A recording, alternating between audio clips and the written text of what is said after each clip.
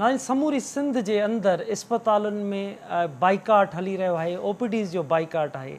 Health जा जेके मुलाज़िम आहिनि, डॉक्टर्स हुजनि, नर्सिस हुजनि, पैरामेडिकल अमलो, हेल्थ सपोर्टिंग स्टाफ, उन्हनि जा मुतालबा हिन वक़्त ताईं तस्लीम न थिया आहिनि। समूरी सिंध जे अंदरि 25 ॾींहंनि खां एहतिजाज खां पोइ अॼु ॿियो ॾींहुं आहे हुननि जो धरणो। सिंध सेक्रेटरीट ॾाढो धरणो जारी आहे ऐं समूरा जेके मुलाज़िम आहिनि उन्हनि CM हाउस तरफ़ बि वञण जी कोशिशि कई, पुलिस उन्हनि खे गिरफ़्तार कयो, तशदुद कयो उन्हनि जे मथां। तव्हां सम्झी सघो था सॼी दुनिया जे अंदरि हेल्थ जो जेको निज़ाम आहे उहो इंतिहाई अहम हूंदो आहे। सिहत सां समूरी जेके माण्हुनि जो लाॻापो हूंदो आहे, उनजे करे उनखे तमामु वधीक अहमियत ॾिनी वेंदी आहे। असां वटि आम माण्हूअ जो जीअं त इस्पतालुनि जो वटि जेके असां आम माण्हूअ जूं तकलीफ़ूं आहिनि, रविश आहे, उहा त तव्हांखे जे साम्हूं आहे। तव्हां सभु इस्पतालुनि में वञो था त केतिरा प्रॉब्लम्स आहिनि। हेल्थ सां जदीद निज़ाम अञा ताईं न जुड़ी सघियो आहे, पर हेल्थ में जेके मुलाज़िम कमु कनि था उन्हनि जा बि प्रॉब्लम्स आहिनि, उन्हनि जा प्रॉब्लम्स बि हल न थी सघिया आहिनि। उनजे करे हू सरापा एहतिजाज आहिनि। हेल्थ रिस्क अलाउंस उन्हनि खे नथो ॾिनो वञे, उनखे मुस्तक़िल नथो कयो वञे। उनखां सवाइ सर्विस स्ट्रक्चर हुजे, टाइम स्केल हुजे, उहो नथो ॾिनो वञे ऐं ॿिया खोड़ सारा प्रॉब्लम्स आहिनि। असां हिन अहम इशूअ ते ॻाल्हि ॿोल कंदासीं ऐं असांखे जॉइन बि कयो आहे डॉक्टर महबूब नुनारी आहिनि, सदर ग्रैंड हेल्थ अलायंस जा, एजाज़ कलेरी साहब सदर यंग नर्सिस एसोसिएशन, शरीफ़ पालारी सदर पाकिस्तान पैरामेडिकल एसोसिएशन ऐं इख़लाक़ अहमद ख़ान सिंध मेडिकल जा सदर आहिनि। इन सां ॻाल्हि ॿोल खां अॻु में असीं पंहिंजे रिपोर्टर अल्ताफ़ चन्ना सां ॻाल्हि ॿोल कंदासीं, जेको हिन वक़्तु उन धरणे वारे हंध ते मौजूदु आहे। अल्ताफ़, अस्सलाम वालेकुम। वालेकुम अस्सलाम। अल्ताफ़, तव्हां कवरेज करे रहिया आहियो ॿिनि ॾींहंनि खां मुसलसल। मुलाज़िम सरापा एहतिजाज बणियल आहिनि, ॻाल्हियूं बि इंतिज़ामिया सां उन्हनि जूं थियूं। तव्हां छा ॾिसी रहिया आहियो? पुलिस जी उन्हनि सां रविश कहिड़ी आहे ऐं इंतिज़ामिया जो उन्हनि सां मोट कहिड़ी आहे? जी बिल्कुलु असलम हैदर, तव्हांखे ॿुधाईंदो हलां त ही सिहत खाते सिंध जा जेकी मुलाज़िम आहिनि उन में डॉक्टर हुजनि, पैरामेडिकल स्टाफ हुजे या nurses staff, lady health worker, उहो गुज़िरियल 1 महीने खां तक़रीबन जेके आहिनि उहे सरापा एहतिजाज बणियल आहिनि। हुननि जो जेको रिस्क अलाउंस हुयो, जेके कोरोना रिस्क अलाउंस जो नालो ॾिनो वियो, उहो हिन जो बंदि कयो वियो। उन खां पोइ हिननि मुख़्तलिफ़ वक़्तनि ते सिहत खाते ऐं सिंध हुकूमत खे बार बार नोटिस करायो त हीउ जेके असांजो रिस्क अलाउंस आहे, अपग्रेडेशन जो जेको मसइलो आहे ऐं टाइम स्केल जो जेको मसइलो आहे, उन्हनि खे फिलफोर हल कयो वञे। पर सिहत खाते सिंध हुकूमत जी बेध्यानी ऐं लापरवाही सबबि काल्ह हिननि सिंध सेक्रेटरी ॾाढो एहतिजाज कयो आहे। कश्मीर खां कराची ताईं जेकी बि सिहत खाते जा मुलाज़िम आहिनि, काल्ह हिते पहुता हुया। उन्हनि ते पुलिस लठबाज़ी कई हुई ऐं केतिरा ई जेके मुलाज़िम हुया सिहत खाते जा, उहे गिरफ़्तार कया विया हुया ऐं उन खां पोइ उन्हनि खे आज़ादु बि कयो वियो। पुलिस सां हिन जूं टकरियूं बि थी हुयूं ऐं उन खां पोइ अॼु ॿियो ॾींहुं आहे हिननि खे त हीअ जेके आहिनि हिते सरापा एहतिजाज वेठल आहिनि सिंध सेक्रेटरीट जे गेट ते। ॾाढो हिननि जो जेको मुतालबो आहे, हिकु ई मुतालबो आहे त हेल्थ रिस्क अलाउंस जेको आहे उहो ॾिनो वञे, अपग्रेडेशन जेका आहे उहा ॾिनी वञे ऐं ॿिया जेके सर्विस स्ट्रक्चर आहे ऐं ॿिया जेके मुतालबा आहिनि उहे तस्लीम कया वञनि। काल्ह हिन जो सिहत खाते जे secretary, special secretary DG health, उन सां गॾोगॾु DIG कमिश्नर कराची ऐं ॿिया जेकी आला अमलदार आहिनि उन्हनि सां बि ॻाल्हियूं थियूं, पर उहे ॻाल्हियूं नाकाम थियूं। जंहिंखां पोइ सिहत खाते जे मुलाज़िमनि जूं ऐं पुलिस जे विच में तकरियूं बि थियूं। पर हिन वक़्तु सेक्रेटरीट जी गेट आॾो जेके आहिनि उहे राति हिननि जेका आहे खुलियल आसमान ते गुज़ारी हुई ऐं हिन वक़्तु बि ज़ोरदार नारेबाज़ी करे रहिया आहिनि ऐं हिननि जो हिकु ई मुतालबो आहे त हेल्थ रिस्क अलाउंस जेको आहे उहो बहाल कयो वञे ऐं उन सां गॾोगॾु जेके ॿिया मसइला आहिनि उहे फौरी तौर ते हल कया वञनि। जेकॾहिं हीअ जेके मसइला आहिनि इहे हल न थींदा त हीअ जेको एहतिजाज आहे इहो जारी रखियो वेंदो। सेक्रेटरी हेल्थ ऐं ॿिया जेकी ऑफिसर आहिनि उन्हनि जो काल्ह जेके ॻाल्हियूं थियूं उन्हनि में हिननि सिहत खाते जे मुलाज़िमनि खे चयो वियो त जेको ही ईंदड़ काबीना जो जेको इजलास आहे, जेका कमेटी वेहंदी, उन में जेके तव्हांजा मसइला आहिनि उहे CM सिंध आॾो रखिया वेंदा, जंहिंखां पोइ उनजो रिस्क अलाउंस आहे उहो हिननि खे ॾिनो वेंदो। पर जेके सिहत खाते जा मुलाज़िम आहिनि हिननि जो चवणु आहे त हीअ लॉलीपॉप आहे। हर दफ़े सिहत खाते हिन ॾटा ॾिना आहिनि, जेसीं ताईं जेको नोटिफिकेशन जारी न कयो वेंदो त हीअ एहतजाज जारी रखियो वेंदो। हिन एहतजाज में औरतुनि जो बि तमामु घणो अंग मौजूदु आहे। हिननि औरतुनि जेके लेडी हेल्थ वर्कर हुजनि, डॉक्टर हुजनि या ॿियो जेको स्टाफ आहे, उहो हिननि हिते राति गुज़ारी आहे। हिन वक़्तु शाम थियण वारी आहे। हिननि जो इहो चवणु आहे त जेसीं ताईं सिहत खातो नोटिफिकेशन सिंध हुकूमत जारी न कंदी, तेसीं ताईं हीउ जेको एहतजाज आहे इहो जारी रहंदो। ठीकु आहे अल्ताफ़, वॾी महिरबानी तव्हांजी। नज़र अल्ताफ़ चन्ना जी तव्हां ॻाल्हि ॿोल ॿुधी। धरणे वारे हंधि मौजूदु आहे, इंतिहाई वॾो धरणो आहे, सख़्तु एहतजाज कयो पियो वञे। उन समूरनि खे जेके लीड कनि पिया, उहो समूरो पैनल असां सां गॾु मौजूदु आहे। डॉक्टर महबूब नूनारी साहिबु, तव्हां सां ॻाल्हि ॿोल जी शुरूआति कजे थी। तव्हां सां ॻाल्हियूं भलियूं आहिनि सेक्रेटरी हेल्थ जूं मुख़्तलिफ़, उहे बि असांखे ॿुधाईंदव त किथे ॻाल्हियुनि में रुकावट पैदा थी, ॻाल्हियूं कामयाबु न थियूं, केतिरे वक़्त खां तव्हां एहतजाज कयो पिया, ऐं पुलिस जो जेको तशदुद हो या पुलिस जो जेको रवैयो हो उन बारे में असांखे ॿुधाईंदव। जी डॉक्टर महबूब नूनारी साहिबु। बिस्मिल्लाह रहमान रहीम। तव्हांजो शुक्रिया अदा कंदुसि। पहिरीं असांजे अॼु प्रोटेस्ट खे टोटल 25 ॾींहं थी विया आहिनि, जेको पूरे सिंध में जेके सिंध जा तमामु हेल्थ वर्कर्स, जेका डॉक्टर हुजनि, नर्सिस हुजनि, पैरामेडिकल्स हुजनि, सरापा एहतजाज आहिनि। OPDs, जनरल OT ऐं सर्विस जो बाइकाट करे 25 ॾींहं खां मुसलसिल एहतजाज कंदा हुया। अॼु असांजो कराची में सेक्रेटरीट जे पीपल्स चौरंगी ते अॼु धरणे खे ॿियो ॾींहुं मुकमल थियण वारो आहे। पर सिंध गवर्नमेंट ऐं हेल्थ डिपार्टमेंट पंहिंजे मुज़ाकरात में नाकाम वई आहे। असांजी कोशिशि इहा ई आहे, असां उन्हनि खे हर ऑप्शन ॾिनो आहे, असांजी जेका हेल्थ वर्कर्स कमेटी आहे। पर हेल्थ डिपार्टमेंट ऐं सिंध गवर्नमेंट इन मुज़ाकरात करण जे हक़ में त आहिनि, पर मसइले हल करण जे हक़ में न आहिनि। छाकाणि त इहा हिकु मीटिंग पहिरीं बि थी हुई, 25 तारीख़ मिनट्स ऑफ मीटिंग तव्हां वटि बि पियल आहिनि। असां पहिरीं मीडिया वारनि खे शेयर करे चुका हुआसीं त हेल्थ डिपार्टमेंट इन ॾींहं खे 7 ॾींहं जो असांखे टाइम ॾिनो हो, त 7 ॾींहं में असां तव्हांजा मुतालबात जेके तमामु हेल्थ वर्कर्स जा रिस्क अलाउंस हो जेको बहाल कयो वञे ऐं हिनखे परमानेंट कयो वञे। ॿियो जेके नर्सिस जा ऐं पैरामेडिक सर्विस स्ट्रक्चर हो, डॉक्टर जो डेपुटेशन, नर्सिस जो डेपुटेशन ऐं डेंटल सीट जो इशू हो, जेको हिकु तय थियो हो सेक्रेटरी हेल्थ ऐं स्पेशल सेक्रेटरी जी मौजूदगी में। अॼु उनखे 16 ॾींहं थी विया आहिनि, मगर उन्हनि जूं इहे ॻाल्हियूं माज़ी वांगुरु दुबारा हिकु कूड़ो वादो, हिकु पुराणा कसम ज़ाहिर थिया। अॼु असां मायूस थी, असां प्रेस क्लब कोन वियासीं, असां अस्पताल जे गेटनि ते धरणो कोन आयासीं। असां उहे दर बंदि कया जितां माण्हुनि जा नसीब ठाहिया वेंदा आहिनि, जिते हुकुमरान अयाशू कंदा आहिनि, करप्शन करे पैसा ठाहींदा आहिनि।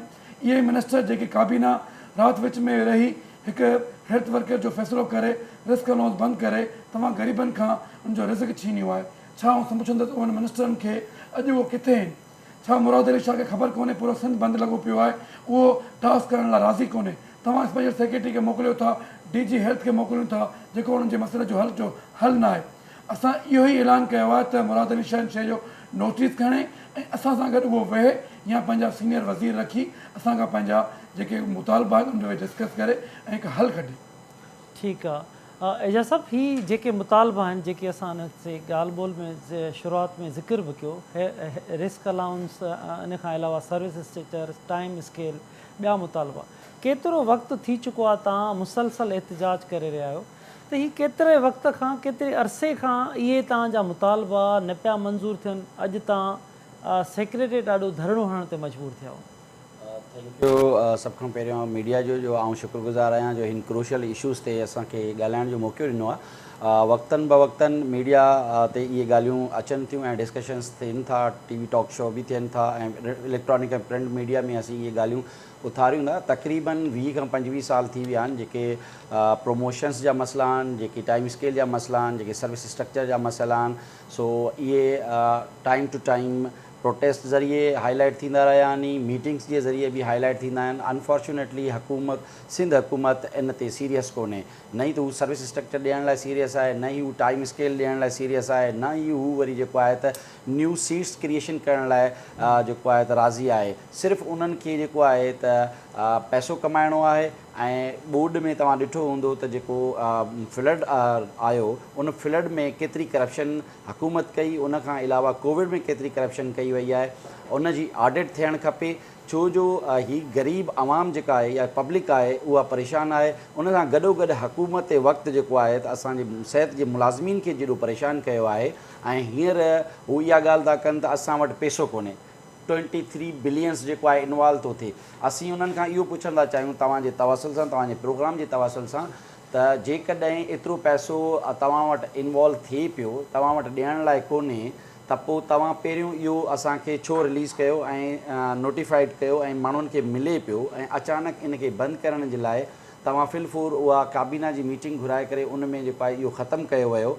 ऐं फ्लड रिलीफ जी तव्हां जॾहिं ॻाल्हि था करियो त असां वटि पैसो कोन्हे ऐं फ्लड में असांखे पैसो खपे थो, त हिन वक़्तु तव्हां या इंटरनेशनल जेके NGOs आहिनि या जेके ऑडिट कमेटीज़ आहिनि उहे पूरे सिंध जो विज़िट कनि ऐं उहे सिंध जे मुख़्तलिफ़ डिस्ट्रिक्ट्स में वञी करे उहे चेक एंड बैलेंस कनि त उते फ्लड रिलीफ केतिरो मिलियो आहे, सिंध हुकूमत उते केतिरो पैसो इन्वेस्ट कयो आहे, ग़रीब आवाम खे केतिरो रिलीफ मिलियो आहे। जेसीं ताईं असांखे ख़बर आहे त हिन वक़्तु जेतिरा बि डिस्ट्रिक्ट फ्लड में जेको आहे त इन्वॉल्व हुया, जे सैलाब में मुतासिर थिया नी, न त कंहिं ग़रीब माण्हू खे पैसो मिलियो आहे, न ग़रीब माण्हू खे घर ठाराए ॾिनो वियो आहे, न ग़रीब माण्हू खे जेको फसल तबाह थियो आहे उन्हनि खे कुझु मिलियो आहे। त आउं तव्हांजे फोरम तां इहो पुछणु थो चाहियां त हीअ जेके रीज़न असांखे ॾिना वञनि था इन्हनि खे ख़तमु करे फिलफोर महकमा सिहत जा जेके मुलाज़मीन आहिनि जेके हमेशह रिस्क ते हूंदा आहिनि, 24 घंटा रिस्क ते आहिनि, उहे मरीज़नि खे डील था कनि, डायरेक्टली रिस्क ते आहिनि। कम्युनिकेबल डिज़ीज़ एतिरियूं असांजे सूबे में वधी चुकियूं आहिनि असांजे पाकिस्तान में, जंहिंखे असीं डायरेक्टली डील था कयूं, जंहिंमें असांजा डॉक्टर्स, नर्सिस, पैरामेडिकल ऐं सपोर्टिंग स्टाफ डायरेक्टली इन्वॉल्व रहे थो। इन जे करे असां हुकूमत वक़्त खे इहो सम्झाइणु चाहियूं था ऐं उहे हिन वक़्तु कोशिशि कनि त इन्हनि असांजी ॻाल्हियुनि खे सम्झनि, उहे असांखे टारण जी ॻाल्हि न कनि, असांजी ॻाल्हियुनि खे सम्झनि। छो जो महकमा सिहत ऐं हीअ असांजो जेको हेल्थ केयर सिस्टम आहे उनखे हलाइण वारा असीं आहियूं। असीं रीढ़ जी हॾी आहियूं। जेकॾहिं तव्हां रीढ़ जी हॾी खे टोड़ण जी कोशिशि कंदा त तव्हांजो हीउ महकमो जेको आहे, हीउ सिहत जो जेको डिपार्टमेंट आहे, जंहिंखे असीं हेल्थ डिपार्टमेंट था चऊं, उहो हेल्थ डिपार्टमेंट मुकमल तौर ते कमज़ोर थी वेंदो ऐं तबाह थींदो। जॾहिं मुकमल तौर ते तबाह ऐं मुकमल तौर ते जेको आहे ख़तमु थींदो त पोइ तव्हां ॾिसो त तव्हां वटि कहिड़ी हालत थिए थी, आम ग़रीब सां, मरीज़नि सां, केतिरनि बीमारियुनि में मुब्तला थियनि था। बहितर इहो आहे त तव्हां असांजे जेके जाइज़ मुतालबात आहिनि उन्हनि खे हल करियो। असां तव्हांखे वे आउट ॾिनो आहे, टाइम टू टाइम मीटिंग्स करण सां असां तव्हांखे इलाही वे आउट ॾिना आहिनि त हिन वे आउट में हलो। ऐं इवन कल्ह जेका मीटिंग थी ऐं उन में असांखे हिननि इंगेज कयो, असीं सम्झूं था त इहे असांखे इंगेज कनि था, पर उन जे बावजूदि बि असीं हिननि खे टाइम था ॾियूं त असांजा मसइला हल करियो। ईअं न थिए त सुभाणे असां CM हाउस जो घेराव करियूं, ईअं न थिए त किथे भञ ड्राह थिए, ईअं न थिए त तव्हां या तव्हांजो या असांजो तासुर को ग़लति वञे त असीं को हुकूमत जे ख़िलाफ़ु आहियूं। असां पंहिंजी कॉन्स्टिट्यूशनल राइट जेके आहिनि असांजा, उहे असां तव्हां खां घुरूं था। ऐं बहितर इहो आहे त मुलाज़मीन ऐं महकमे जो जेकी हिकिड़ी कम्यूनिकेशन आहे ऐं हिकिड़ी जेका वर्किंग रिलेशनशिप हूंदा आहिनि उनखे असां बहाल रखूं, उन्हनि खे मज़बूत कयूं, तॾहिं असांजो जेको महकमा सिहत आहे उहो स्ट्रॉन्ग बि थींदो, उहो बहितर बि थींदो। उनजे अंदरि जेके कमज़ोरियूं आहिनि उनखे असां गॾिजी करे हल करे सघूं था। तव्हीं अकेले सिरे हल नथा करे सघो, न ई असीं अकेले सिरे हल करे सघूं था। इन असां ऐं तव्हांजे मेलाप सां, तव्हांजे असांजे वर्किंग रिलेशनशिप बहितर थियण सां ई ग़रीब आवाम खे बहितर केयर डिलीवर थी सघंदी, बहितर तिबी सहूलियतूं मिली सघंदियूं।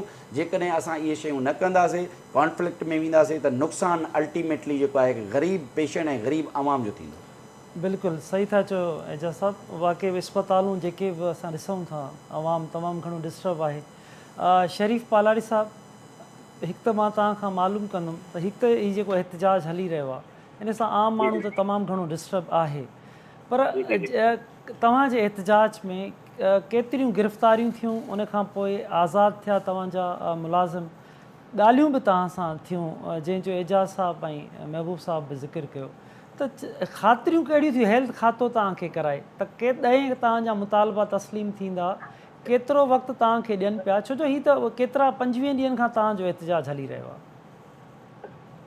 हा, वॾी महिरबानी असलम भाई। असल ॻाल्हि इहा आहे त असां वक़्तन वक़्तन एहतिजाज कंदा रहंदा आहियूं। हेल्थ डिपार्टमेंट जी ख़ातिरी जे करे असां बैक थी वेंदा आहियूं ऐं नथा चाहींदा आहियूं त असां को ग़रीब आवाम खे असां मतिलबु तकलीफ़ में विझूं, पर असांजो हेल्थ डिपार्टमेंट या बेहस या असां सां संचर न आहे। तो असांजा काफ़ी मुतालबा आहिनि जेके अंडर मतिलबु प्रोसेस में आहिनि, जंहिंमें टाइम स्केल आहे असांजो पैरामेडिकल जो, सर्विस स्ट्रक्चर आहे असांजो हाणे तो रिस्क अलाउंस असांजो जेको सो जनरल इशू आहे उन में रिस्क अलाउंस जो इहो मक़सदु न आहे त असां सिर्फ़ु कोरोना जी वबा में आहियूं।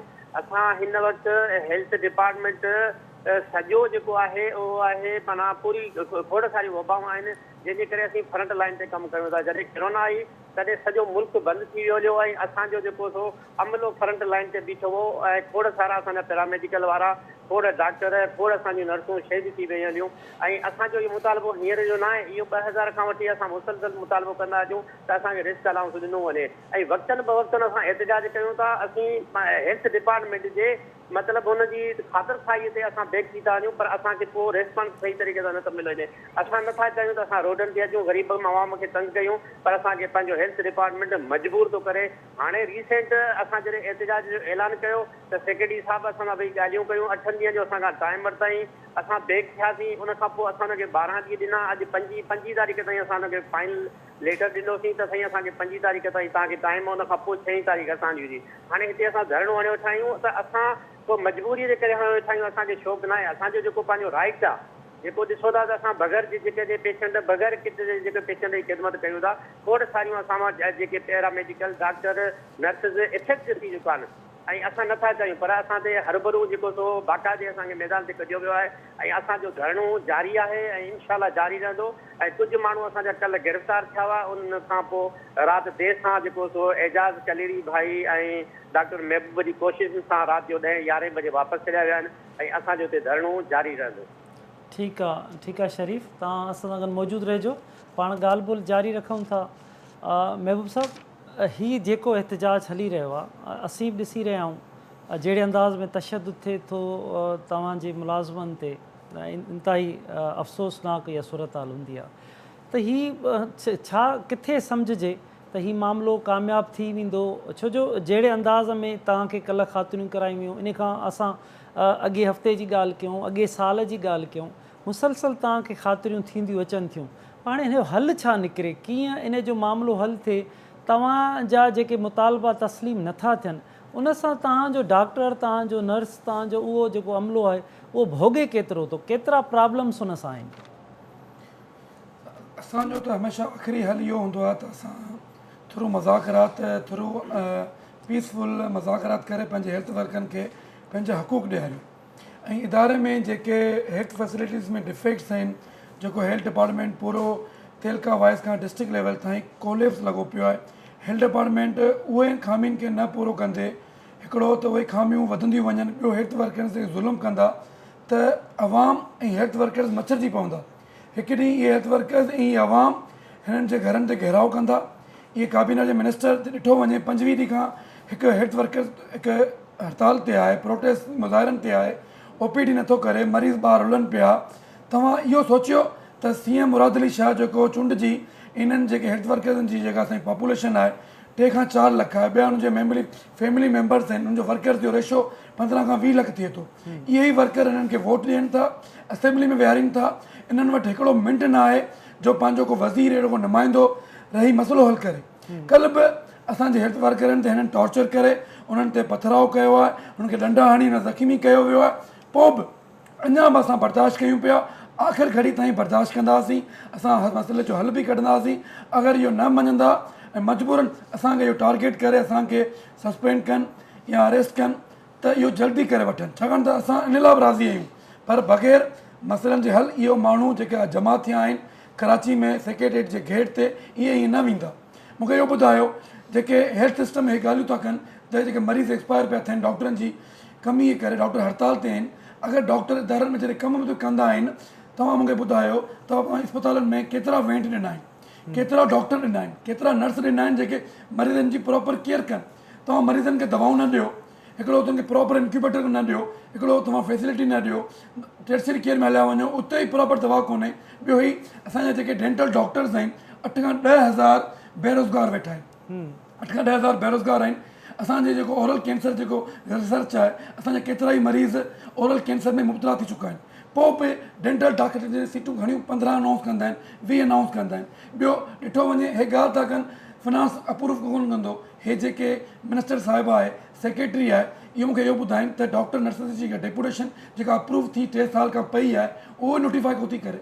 जेको HOP जी सैलरी आहे जेका काबीनामा अप्रूव थी वई आहे उहा ई नोटिफाई कोन थी करे। इहे मसइले जो हल न चाहींदा त मजबूरन असांखे पंहिंजे पाण खे रोडनि ते आणणो पवंदो ऐं असां तयारु आहियूं सस्पेंशन थियण लाइ, टारगेट थियण लाइ ऐं कुर्बान थियण लाइ। मसइलनि जो हल ई हल ई रहंदो। अच्छा इखलाक साहब, मैं आपकी तरफ आता हूँ, तो ये कितने दिनों से आप एहतजाज यहाँ पर कर रहे हैं? तो बहुत सारे आपके मुलाजमीन हैं, उनके हुकूक उनको नहीं मिल रहे, तो मुआशी तौर पर कितने आप प्रॉब्लम्स को आप फेस कर रहे हैं? सर जी असलम भाई, बड़ी मेहरबानी आपने लाइन पे लिया। अब मसला असलम पे बात ये हो रहा है कि हमारे तकरीबन हेल्थ वर्कर्स 40,000 से अबव हेल्थ वर्कर्स हैं, तो जिनकी तनख्वाहें मिनिमम तनख्वाहें होती हैं, जिनकी 30,000 35,000 से ज्यादा तनख्वाहें नहीं होती।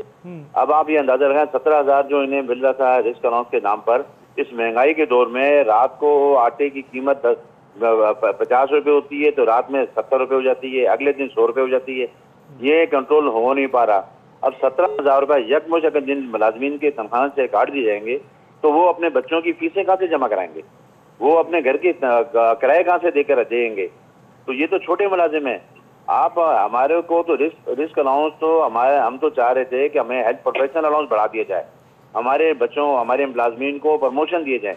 वो उन कामों की तरफ जाने के बजाय इन्होंने रातों रात बैठ कर इन्होंने हमारा जो रिस्क अलाउंस था 17,000 रुपया वो उन्होंने कटौती कर दिया और ये उसको इरिगेशन डिपार्टमेंट को ट्रांसफर कर दिया। 2023 तक हमारा फंड जो था मुख्तस हो चुका था गवर्नमेंट ऑफ सिंध के हेल्थ डिपार्टमेंट को, 2023 तक हमारी यहाँ पर फंड मौजूद था इसका। अच्छा इखलाक साहब, जी आप जो अभी एहतजाज कर रहे हैं, तो क्या कल आपकी गिरफ्तारियां की गई? आज भी ऐसी कोई सूरत हाल है प्रेस क्लब में भी? क्योंकि इस वक्त इंतजामिया तो भवन में काम करने के नहीं है, किसी तरह भी हम लोगों को प्रेशराइज कर रही है कि मामला को खत्म करें। कल हमारे 20-25 लोग हमारे अरेस्ट हुए थे और कुछ लोग हमारे जो है वो कुछ आरामबाग में थे, कुछ लापता हो गए थे, वो बड़ी मुश्किलों से आज सुबह तक पहुंचे हैं वो लोग भी, और अभी भी रास्ते रोके जा रहे हैं। अच्छा, हमारे लोग रास्ते आ रहे हैं अंदरूनी सिंध से, काफिले अभी भी आ रहे हैं, तो ये लोगों को रोक रहे हैं, अंदरूनी सिंध से भी आने से लोगों को रोका जा रहा है और यहाँ भी ये थोड़ी सी वो रुकावटें खड़ी कर रहे हैं। तो हम हर चीज के लिए तैयार हैं, मजबूर हैं, हम तो बेजार हो गए, हमारे बच्चे परेशान हो गए। अच्छा, अब या तो जिए या मरे, या तो पैसे नहीं होंगे तो क्या करें, चोरी करें? जैसे मैडम अजरा पीछू कह रही हैं कि हराम खाएं, कि डॉक्टर हराम खा रहे हैं, तो उसका मतलब है सारा स्टाफ हराम खाना शुरू कर दे। जब पूरा नहीं होगा क्या करेंगे? पैरामेडिकल स्टाफ पे तो ये बड़ी बेचैनी है, बड़ी सख्त बेचैनी है कि भाई 17,000 रुपए नहीं मिलेंगे तो हमें सर्वाइव में होने में बड़ी प्रॉब्लम हो रही है। अच्छा, ठीक है इखलाक साहब। एजाज साहब, ही जेके मुतालबान मां बि काफ़ी सालनि खां वठी इहे ॿुधंदो थो अचां, हेल्थ मुलाज़मनि जा, ॿियनि खातनि जे मुलाज़मनि जा, त छा भला ॿिया जेके सूबा आहिनि असांजा, पंजाब आहे, बलोचिस्तान आहे, KP आहे, उते बि इहो ई साॻियो मुलाज़मनि सां इहो ई सूरत हाल आहे, या हुतां जो हेल्थ डिपार्टमेंट वटि कुझु तब्दीलियूं आहिनि? सर ॾिसो, ॿिनि सूबनि जी जॾहिं असां ॻाल्हि था करियूं त काफ़ी ॿिनि चीज़नि में ॿिनि सूबनि में बहितरी बि आहे, कुझु सूबनि में बहितरी न आहे। असां हमेशह पंहिंजे डिपार्टमेंट खे चवंदा आहियूं त तव्हां पंहिंजे सूबे खे प्रेसिडेंट ठाहियो, तव्हां पंहिंजे सूबे जे माण्हुनि जे लाइ बहितरी करियो, ताकी असां जेकॾहिं कंहिं ॿिए सूबे जी प्रेसिडेंट वठूं या मिसाल वठूं त उनखां बहितर आहे त सिंध सूबे में अहिड़ो कमु कयो वञे जेके ॿिया सूबा आहिनि उहे असांजे सूबे जो मिसाल वठनि, असां अहिड़ा सुठा कमु करियूं ताकी हू असांजे लाइ असांखे मिसाल ठाहिनि, बजाए की असां कंहिं ॿिए सूबे खे मिसाल ठाहियूं। त असां ॿिनि सूबनि जी ॻाल्हि ज़रूरु कयूं त जीअं तव्हां बि कई त हुते काफ़ी बहितरियूं आहिनि, काफ़ी सैलरीज़ उन्हनि जा पैकेजिस सुठा आहिनि, उन्हनि जा जेको आहे टाइमली प्रमोशन थियनि था, उन्हनि जा टाइमली सर्विस स्ट्रक्चर्स उन्हनि खे ॾिना था वञनि, उन्हनि जे लाइ हिकिड़ो बहितर मैकेनिज़म ठाहियो वियो आहे। उहो ॿिनि हिसनि में हेल्थ डिपार्टमेंट खे विरायो वियो आहे, प्राइमरी लेवल ते ऐं जेको आहे त सेकेंडरी लेवल ते। असां वटि त हिन वक़्त ताईं सिर्फ़ु हिकिड़ो ई लेवल आहे जंहिंमें करप्शन जा अंबार लॻल आहिनि, जंहिंमें ऑफिसर्स जॾहिं एडमिनिस्ट्रेटिव डिपार्टमेंट में पैसा भरे करे अची करे पोस्टेड थियनि था त ज़ाहिर ॻाल्हि आहे उन्हनि जी प्रायोरिटीज़ ख़तम थी वञे। ऐं हमेशह वक़्तनि ब वक़्तनि जॾहिं बि एडमिनिस्ट्रेटिव डिपार्टमेंट जे ऑफिसरनि सां मीटिंग्स थी वञी या कंहिं TV टॉक शो में बि ॻाल्हायो आहे त हमेशह इहा ॻाल्हि रखी आहे त एडमिनिस्ट्रेटिव डिपार्टमेंट जेको असांजो हेल्थ डिपार्टमेंट आहे उन खे प्रायोरिटीज़ सेट करणी पवंदी त असांखे एम्प्लॉइज़ जा मसाइला जेके आहिनि उहे कीअं हल कजनि। ऐं असीं हमेशह उन्हनि खे वर्किंग रिलेशनशिप जे लाइ आमादा कंदा आहियूं त तव्हां असां सां वर्किंग रिलेशनशिप ठाहे करे हलो ताकी जेके इश्यूज़ आहिनि एम्प्लॉइज़ जा उन्हनि जो को वे आउट कढी सघूं। जॾहिं असांजा ऑफिसर्स पैसा भरे करे डिपार्टमेंट में लॻंदा त ज़ाहिर ॻाल्हि आहे उन्हनि जी प्रायोरिटीज़ सिर्फ़ु करप्शन ते हूंदी, न कि इहे मुलाज़िमीन जे मसइलनि खे हल करण लाइ हूंदी। जेकॾहिं ॾिसो त जीअं तव्हां शुरूआति में ॻाल्हि कई त काफ़ी अरसे खां तव्हां प्रोग्राम्स कयो था असांजे इशूज़ ते, ऐं असांजा सेम इशूज़ आहिनि प्रीवियसली 15 सालनि खां या 20 सालनि खां या 10 सालनि खां, त उनजी प्रायोरिटी हिन महिल ताईं सेट न थी सघी आहे। वक़्तनि बवक़्तनि सेक्रेटरीज़ चेंज थियनि था। जेकॾहिं कोई हिकिड़ो सेक्रेटरी अचे थो ऐं असांजे मामलातनि खे सम्झे थो, जेकॾहिं उनखे का प्रायोरिटी ॾियण जी कोशिशि करे थो त फ़ौरन उहो सेक्रेटरी तब्दील कयो वञे थो। जेकॾहिं को ऑफिसर इंट्रस्ट पंहिंजो शो करे थो त डॉक्टर्स जा या नर्सिस जा, पैरामेडिकल जा या LHVs जा या सपोर्टिंग स्टाफ जा मसइला असांखे हल करणा आहिनि त फ़ौरन उनखे ट्रांसफ़र कयो थो वञे। मतिलबु इहो आहे त जानबूझ के हुकूमत या महकमो, जेके महकमे जी वज़ीर आहे मोहतरमा मैडम अज़रा साहिबा, पाण बज़ाते ख़ुदि हिकु प्रोफेशनल डॉक्टर आहे। आउं सम्झां थो त जेकॾहिं हिकिड़ी प्रोफेशनल डॉक्टर आहे त उनखे असांजे मसइलनि खे ग्रास रूट लेवल ते जेके असांजा मसइला आहिनि उन्हनि खे ख़बर हुजणु खपे।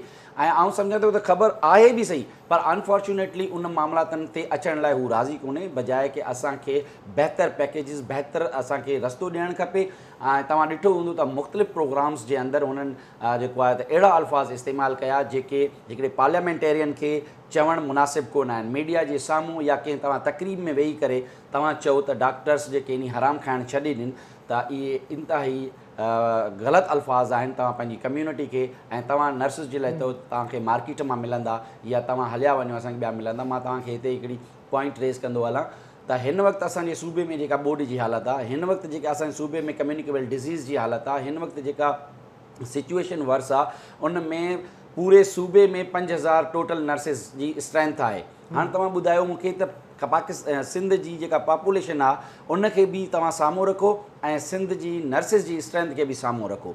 तव्हां ॾिठो हूंदो त कोविड-19 जे अंदरि 89 डेज़ ते असांजा डॉक्टर, नर्सिस ऐं पैरामेडिकल खयां विया ऐं उन्हनि अलाए केतिरा धरणा आया, प्रोटेस्ट कया। इवन असां उन्हनि जा जेके विच में पइजी करे उन्हनि दोस्तनि खे ऐं डिपार्टमेंट खे विहारियोसीं त बाबा हिननि जो मसइलो हल कयो वञे। आउं सम्झां थो त जेकॾहिं उन्हनि डॉक्टर, नर्सिस ऐं पैरामेडिकल खे परमानेंट कयो वञे त असांजा जेके हेल्थ जा मसइला आहिनि, जेका असां वटि शॉर्टेज आहे एक्यूट, उहा ख़तमु थी सघे थी। उनजो ताज़ो मिसाल आउं तव्हांखे ॿुधाईंदो हलां त बोर्ड जी सूरत हाल जे अंदरि असांजे डिपार्टमेंट, पंजाब गवर्नमेंट खां डॉक्टर, नर्सिस ऐं पैरामेडिकल जी डिमांड कई त असांजे सूबे में अहिड़ी हालत थी चुकी आहे, असां वटि डॉक्टर, नर्सिस जी खोट आहे, तव्हां पंहिंजा डॉक्टर्स असांखे उमाणियो ऐं नर्सिस उमाणियो। त हीअ असांजो इंतिहाई एडमिनिस्ट्रेटिव फेल्यूअर हुयो। बजाए कि असांखे ॿिए सूबे खां मदद वठूं, असां वटि जॾहिं डॉक्टर्स, पैरामेडिकल, नर्सिस हिकिड़ी वॾी तादाद में मौजूदु आहिनि ऐं उहे कमु बि कनि था, तव्हां उन्हनि खे रेगुलराइज़ कयो, उन्हनि खे फिलफोर उन्हनि जा कॉन्ट्रैक्ट ख़तमु करे उन्हनि खे परमानेंट बेसिस ते आणियो ऐं नई सैंक्शन जेका आहे उहा क्रिएट कयो ताकी माण्हू रोज़गार में अचनि ऐं असांजा ग़रीब माण्हुनि जा मसइला हल थी सघनि। बिल्कुलु। अच्छा महबूब साहब, 2 ॾींहंनि खां त अॻु में बि तव्हां सां ॻाल्हियूं हलंदड़ हूं, पर 2 ॾींहंनि खां मुसलसल तव्हां सां ॻाल्हियूं हलनि थियूं। छा भला हेल्थ खाते पारां, सेक्रेटरी पारां कहिड़ो शयूं साम्हूं रखी वियूं आहिनि त केतिरे वक़्त में मसइला हल थींदा? ख़ातिरियूं तव्हांखे कहिड़ियूं था कराइनि जंहिं ते मामला ठहनि कोन था ऐं तव्हां वरी एहतिजाज था कयो? ऐं पंहिंजो हेल्थ डिपार्टमेंट सां असांजा जेके मुज़ाकरात कंटिन्यूस हलंदा रहिया आहिनि, उन लाइ इहा ई ॻाल्हि आहे त असां चयो आहे त अगरि काबीना जो इजलास अगरि 2 हफ़्ता लेट आहे त असीं नथा चऊं त तव्हां फिनांस या काबीना जो इजलास अॼु रखो। तव्हां पंहिंजे जो पंहिंजो CM आहे, चीफ मिनिस्टर मुहर्रत अली शाह, इहा टीम जोड़े पंहिंजो को सीनियर वज़रा असां सां गॾु विहारे, उते उहो असां सां पंहिंजो मीडिया बयानु ॾिए त असां इहे शयूं उन्हनि जूं एक्सेप्ट कयूं था ऐं तव्हां चओ था न असां काबीना में अप्रूव कराए ॾींदासीं, त 2 हफ़्ता वेट करियो त तव्हां अचो वीडियो ते मीडिया ते बयानु ॾियो त हम इनको काबीना से अप्रूव करा के देंगे, ये हमारा फैसला CM मुहर्रत अली शाह काबीना का आ चुका है। त छो असांजा स्टाफ ईअं एग्रेसिव थी अॻियां रोडनि ते ईंदा? असीं मसइले जो हल चाहियूं था। अगरि मसइला न हल कया विया त शयूं ॾाढियूं वर्स वञी सघनि थियूं। ठीक है। अच्छा इखलाक साहब, अभी आप एहतजाज कर रहे हैं तो इंतज़ामिया ने आपसे बातचीत की है, तो अब क्या समझा जाए कि कब तक आपका एहतजाज ये जारी रहेगा, या इंतज़ामिया की बातों से आप कितना मुतमिन नज़र आ रहे हैं कि कितनी उम्मीद है कि आपके प्रॉब्लम हल हो जाएंगे, नोटिफिकेशन निकल जाएगा? सर जी, हम तो उम्मीद कर रहे हैं कि अगर हुकूमत सिंध को रत्ती भर भी अपनी आवाम से कोई सिंसियरिटी होगी तो इन्हें हमारे मुतालबात को मानना चाहिए। कोई नाजायज़ मुतालबात नहीं है। हमें अभी कहा जा रहा है जी कैबिनेट का इजलास होगा, उसमें अप्रूव करेंगे। अपने मतलब के काम तो ये कैबिनेट रातों रात बुलवा कर काम शुरू कर देते हैं। अब गरीब आवाम का, गरीब मुलाजमीन का कोई मसला है तो उसके लिए ये लॉलीपॉप दे रहे हैं। तो हमें मजबूरन, हम तो ज़ाहिर है कि इस उम्मीद पर हैं कि इनको कभी ना कभी शर्म आएगी। हमारे लोग किसी भी सूरत में इस मसले पे कंप्रोमाइज़ करने के मूड में नहीं है। हम अगर आज आवाम को, अपने लोगों को कहते भी हैं तो कोई भी वापस जाने को तैयार नहीं होगा, क्योंकि इनके बच्चों का मामला है, घर में इनके मसले मसाइल हैं, इनको बड़ी मुश्किल प्रॉब्लम है। तो हमें हुकूमत सिंध को के लिए हमें आखिर टाइम तक हमें लड़ना होगा हमें, और हर सूरत में हमने ये अपना इंशाल्लाह ये रिस्क अनाउंसमेंट में बहाल करवाना है। ठीक है, इकलाक साहब। एजाज साहब, लास्ट कमेंट तव्हां खां वठणु चाहींदुमि त ही सॼी सिंध मां मुलाज़िम प्रेस क्लब ॾाढो पहुतल आहिनि, सेक्रेटरी ॾाढो पहुतल आहिनि, लाज़मी आहे राति बि हिते रही रहिया आहिनि, त रहण जूं ॾुखियायूं तकलीफ़ूं इहे सभु साम्हूं हूंदियूं। त तव्हांजो छा मैसेज हूंदो हुकूमत खे त किथे कहिड़ा कीअं मुतालबा केतिरे वक़्त में हल थियनि, कीअं नोटिफिकेशन तव्हांखे ॾियनि, उन बारे में ॿुधाईंदा? सर बिल्कुलु जेका आहे कल्ह मीटिंग्स ॿ थियूं आहिनि असांजो सेक्रेटरी साहिब सां बि ऐं उन खां पोइ जेको आहे कमिश्नर कराची साहिब सां बि, ऐं उन्हनि खे असां वे आउट बि ॾिनो आहे। जेकॾहिं हुन ते हू अमल कंदा त हुननि जे लाइ बि आसान थी वेंदो ऐं असांजे लाइ बि आसान थी वेंदो। हिन वक़्तु सिचुएशन इहा आहे त जेका जीअं अख़लाक भाई तव्हां सां ॻाल्हि कई त इलाही जेके नंढे ग्रेड जा मुलाज़िम आहिनि उहे परेशानी जी हालत में आहिनि, ऐं हिन वक़्तु मुंहिंजूं भेणूं अदड़ियूं ऐं माइरूं जेके वेठियूं आहिनि हिन वक़्तु सिंध सेक्रेटरीट जे गेट ते, जेके पंहिंजा ॿार बच्चा छॾे करे, पंहिंजा घर छॾे करे हू हली आया आहिनि, ज़ाहिर ॻाल्हि आहे हू तकलीफ़ में आहिनि, इन करे हू पंहिंजा घर घाट छॾे करे पहुता आहिनि। ऐं हुकूमत ते वक़्त खे आउं तव्हांजे फोरम तां इहो ॿुधाइण थो चाहियां त एतिरो ज़ुल्म न करियो त सुभाणे को मुंहिंजो भाउ, को मुंहिंजी भेण, का मुंहिंजी अमड़ जेको आहे पंहिंजे पाण खे हिते इंतिहाई क़दम खणे ऐं हू को पंहिंजे पाण खे साड़ण जी कोशिशि करे या ख़ुदकशी करे, त हीअ हुकूमत जे लाइ इलाही प्रॉब्लम क्रिएट थी वेंदो ऐं कंहिं इंसान जी जान हली वेंदी। सो इन जे करे बहितर इहो आहे त असां हिकिड़ो उन्हनि खे वे आउट ॾिनो आहे। उहो वे आउट इहो आहे त असीं उन्हनि खे चयो आहे, हुकूमत खे ऐं कमिश्नर साहिब खे ऐं सेक्रेटरी साहिब खे, त तव्हां फिल फोर ही रिस्क अलाउंस रीस्टोर कयो। जीअं तव्हां जंहिं तरीक़े सां विड्रॉ कयो ईअं ई रीस्टोर कयो, ऐं उन खां पोइ तव्हां जेको आहे हिकिड़ी हाई लेवल कमेटी ठाहियो जंहिंमें तव्हां मुलाज़मीन जा पंहिंजो जेको आहे त सैलरी एंड अलाउंसिस पैकेज कहिड़े तरीक़े सां उन्हनि जा इंक्रीज़ कजनि ऐं उन्हनि खे कीअं मर्ज कजे, ऐं फर्दर जेको आहे उनखे कहिड़े तरीक़े सां असां अप्रूवल वठी करे मामलातनि खे हल करियूं। असां पंहिंजे तरीक़े पंहिंजे तौर ते जेका वर्किंग रिलेशनशिप जो भरपूर जेको आहे त उन्हनि खे सपोर्ट ॾिनी आहे। हाणे सपोर्ट वठणु या न वठणु हुकूमत सिंध ऐं महकमे सिहत जो आहे, ऐं असीं धरणे ते वेठा आहियूं। सुभाणे अॼु मोकल जो ॾींहुं हुयो, सुभाणे वर्किंग डे आहे। असांजी स्ट्रेंथ मुकमल तौर ते सुभाणे सूबे जे हर कुंड कुड़च मां पहुचंदी, ऐं सुभाणे असांजी कोर कमेटी फर्दर डिसीजन कंदी त असीं हिते ई पंहिंजे पाण खे रिटेन कयूं या CM हाउस जो घेराव करियूं। सो इन जे करे बहितर इहो आहे CM हाउस जे घेराव खां बचण खां बहितर आहे त मामले जी हल जी तरफ़ वञणु खपे। अच्छा डॉक्टर महबूब, लास्ट में तव्हां खां कमेंट त केसीं ताईं तव्हांजो धरणो जारी रहंदो? असांजो धरणो जेको हिननि खे जीअं एजाज़ भाई ॻाल्हि कई त हिननि खे बिल फोर असां हिननि सां ॻाल्हियूं करे चुका आहियूं, असां पंहिंजे पॉइंट्स रखी चुका आहियूं। हिननि खे बिल फोर काबीना या कंहिं मिनिस्टर या CM थ्रू नोटिफाई या करे अनाउंस करिणो पवंदो त हिननि जो रिस्क अलाउंस रीस्टोर थी वियो आहे। जीअं जेको डिडक्ट थी वियो वापसी थियो वञे, जीअं हिन महीने या पोइ महीने जेको कटिजी वियो लॻी अचे। बाक़ी हिननि खे रीस्टोर करण लाइ, उन लाइ फर्दर परमानेंट करण लाइ कीअं कमेटी हुजे उन लाइ असां रहण लाइ तयारु आहियूं, उन लाइ असां फर्दर डिस्कस करण लाइ तयारु आहियूं। त हिननि खे बिल फोर इहो खणणु घुरिजे। वॾी महिरबानी डॉक्टर महबूब नूनारी साहब तव्हांजी, एजाज़ कलरी साहब तव्हांजी महिरबानी, शरीफ़ पालाड़ी साहब तव्हांजी महिरबानी, इख़लाक़ अहमद ख़ान साहब तव्हां सभिनी जी महिरबानी। नाज़रीन, असां कोशिशि कईसीं त हेल्थ सेक्रेटरी खे, DG हेल्थ खे ऐं लाॻापियल इंतिज़ामिया जेके आहिनि आला अमलदार, उन समूरनि खे असां दावत बि ॾिनी, कोशिशि बि असां कई राब्ते जी त उन्हनि खां असां मौक़ुफ़ वठिजे।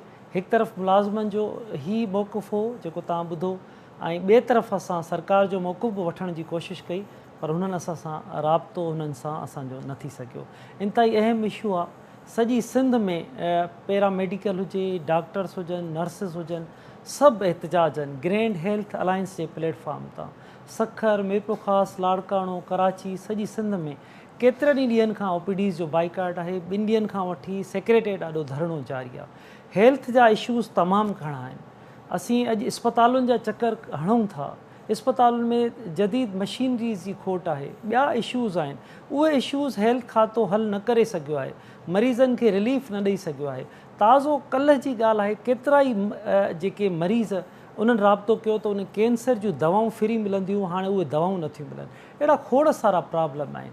आवाम जी उन ॾुख ऐं तकलीफ़ जो हल त न निकिरी सघियो, वेतर उते जेके मुलाज़िम, जेके डॉक्टर्स, जेको नर्सिस आहिनि, ॾींहुं राति महिनतूं कनि था, ॾींहुं राति इस्पतालुनि में आहिनि, उन्हनि जा मुतालबा तस्लीम नथा कनि। उन्हनि खे अगरि पैकेज, उन्हनि खे रिलीफ न ॾिनो वेंदो, उहे अगरि टेंशन में रहंदा, रिलैक्स न रहंदा, एहतिजाजनि में रहंदा, धरणा हणंदा, त उहे इलाजु कीअं इस्पतालुनि में वेंदा जॾहिं उहे रिलैक्स ई न आहिनि, मुआशी तौर ते परेशान आहिनि। सिंध हुकूमत खे, हेल्थ खाते खे हिन मामले खे सीरियस वठणु घुरिजे। का मज़ाक जी ॻाल्हि न आहे। 25 ॾींहंनि खां OPDs बंदि हुजनि, एहतिजाज हुजे, समूरा माण्हू सरापा एहतिजाज हुजनि, धरणा हुजनि। अॼु बि समूरनि जेके अॻुवाणनि सां ॻाल्हि ॿोल थी, संदन चवण आहे त हुननि सां ॻाल्हियूं कयूं वञनि, ॻाल्हियुनि में ई हू यकीन रखनि था, ॻाल्हियूं कयूं वञनि, उन्हनि जा मुतालबा तस्लीम कया वञनि, न त ॿी सूरत में वरी हू एहतिजाज कंदा, वरी धरणे खे, वरी मार्च खे CM हाउस तरफ़ या ॿियनि तरफ़ खणी वेंदा। सो ही मामला ख़राब थी सघनि था। इन जे करे अॼु बि वक़्तु आहे ऐं ज़रूरत बि इन ॻाल्हि जी आहे त समूरा मुतालबा, जाइज़ जेके मुतालबा तस्लीम कया वञनि, त जीअं वरी असांजूं इस्पतालूं बहाल थी सघनि, लखे जेके असांजा मरीज़ रुली विया आहिनि उहे उन्हनि जो इलाजु थी सघे। वरी नवनि इशू सां गॾु ॿीहर गॾु हूंदासीं। तेसिताईं पंहिंजे मेज़बान असलम हैदर खे ॾींदा इजाज़त। अल्लाह वाहे।